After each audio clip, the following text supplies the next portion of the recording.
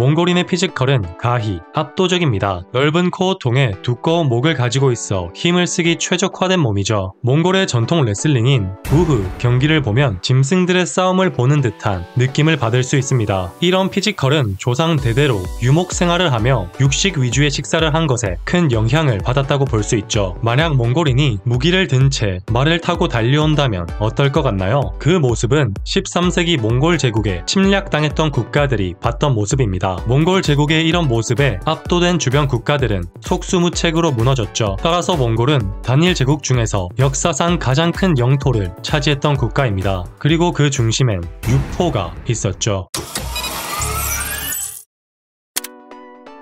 몽골인들은 중국을 굉장히 싫어합니다. 왜냐하면 중국에서 칭기즈칸을 중국의 위인이라고 우기고 있기 때문이죠. 몽골에서 칭기즈칸은 신적인 존재입니다. 한국으로 치면 단군왕검, 세종대왕, 이순신을 합친 급이죠. 심지어 몽골의 국제공항 명칭도 칭기즈칸 국제공항입니다. 몽골의 1등 자부심을 중국의 역사로 만들려고 하니 몽골인이 중국을 싫어할 수밖에 없는 것이죠. 도대체 칭기즈칸이 누구길래 몽골의 신적인 존재가 됐을까요? 칭기즈칸은 몽골 제국의 1대 황제였습니다. 그는 몽골 곳곳에 분열되어 있던 여러 부족을 통합시키고 전 세계로 세력을 확장했죠. 전성기 몽골 제국은 중국, 중앙아시아, 러시아, 심지어 유럽의 영토까지 차지했습니다. 더 놀라운 점은 당시 몽골 인구가 100만 명도 안 됐다는 것이죠. 이렇게 적은 인구로 칭기즈칸이 세계를 정복할 수 있었던 비결은 몽골 제국에 특별한 말이 있었기 때문입니다.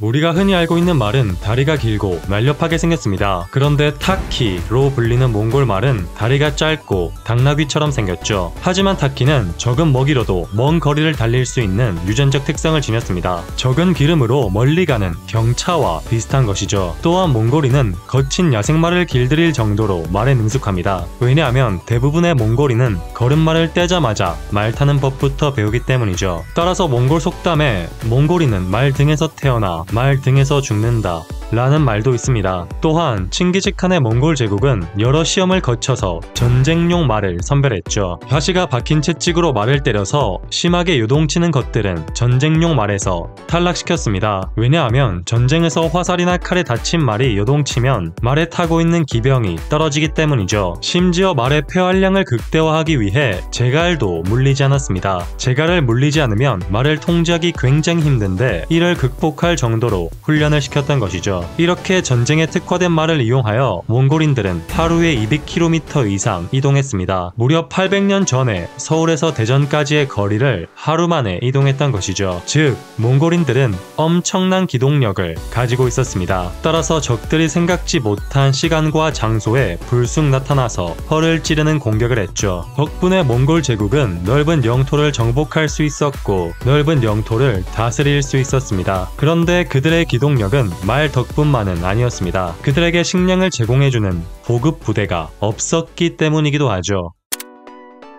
삼국지에서 제갈량은 상대방의 보급부대를 공격하여 전쟁에서 승리했고 임진왜란 때 이순신 장군은 일본의 보급부대를 차단하여 전쟁의 승기를 잡았습니다. 아무리 강력한 군사력을 가지고 있다고 한들 전투병이 식사를 하지 못하면 무용지물이기 때문에 보급부대를 공격하는 것은 효과적인 전략이죠. 반대로 생각하면 전투 상황에서는 보급부대가 전력상 손실이 될 수도 있다는 뜻입니다. 이를 알았던 몽골 제국은 보급부대가 없었습니다. 따라서 모든 말들을 전투병 에 투자할 수 있었죠. 그리하여 1인당 최대 6마리의 말을 사용했다고 전해집니다. 덕분에 전투 중에 지친 말은 버리고 새로운 말로 갈아타서 믿을 수 없는 기동력으로 적진을 부쉈죠. 그런데 보급부대가 없었던 몽골 제국은 어떻게 식량을 보충할 수 있었을까요?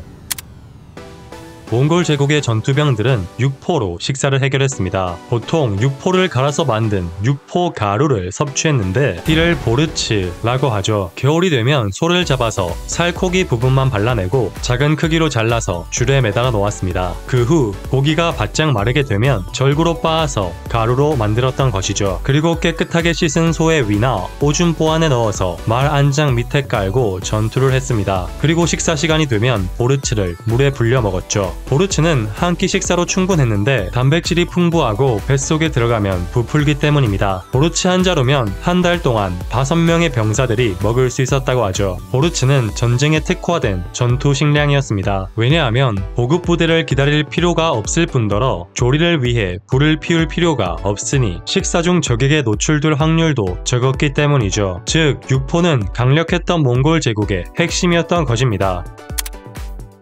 칭기즈칸은 자신에게 항복하지 않는 자들은 몰살시켰는데 유럽인들은 이런 잔인함에 경악하여 몽골의 한 부족이었던 타타르족과 라틴어로 지옥을 뜻하는 타르타로스를 연관하여 몽골 군대를 타르타르인으로 불렀습니다. 당시 몽골 군대는 보르츠뿐 아니라 소나 양고기를 썰어서 나온 덩어리를 말 한 장 밑에 넣고 다니면서 먹었는데 이동할 때의 충격으로 육질이 연해지고 말의 체온으로 고기가 숙성됐습니다. 즉 몽골인들은 자연스럽게 다진 날고기를 먹었던 것입니다. 이를 본 유럽인들도 다진 날고기를 먹기 시작했고 이것이 서양식 육회인 타르타르의 유래이죠. 또한 다진 날고기가 독일의 함부르크 지역으로 퍼졌는데 함부르크에서 이를 굽거나 튀기면서 햄버그 스테이크로 발전했습니다. 한국에서 주로 함박 스테이크로 불리는 그 음식이죠. 정리하자면 육포를 필두로 한 날고기가 세계를 정복했던 몽골 제국의 핵심이었으며 그것이 아직까지 사랑받는 음식으로 발전한 것입니다. 이런 멋진 의미를 가진 국기에 브라질은 축구공을 넣으려 했다는 사실 알고 계시나요?